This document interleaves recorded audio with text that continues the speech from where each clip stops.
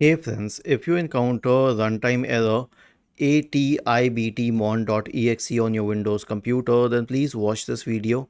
I will guide you through the resolutions. So the first resolution is to remove the battery and connect your system directly to the cable. The next one is to update the display drivers. And how will you do that? So search for device manager in the Windows search bar and open device manager. Now expand the list for display adapters. Right click on the first one and select update drivers.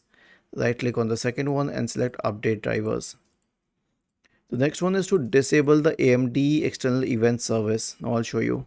But you need an AMD computer for it. I mean, otherwise this doesn't come into play. Search for services in the Windows search bar and open services. Right click on the AMD external event service. Select properties and make sure that it is disabled. Click on apply and then on OK. And then the last solution is a clean boot.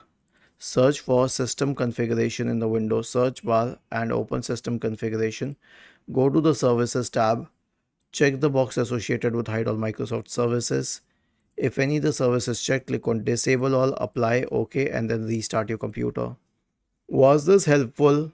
If yes, then please subscribe to the channel, and if not, then let us know in the comment section of the video on how we could help you further.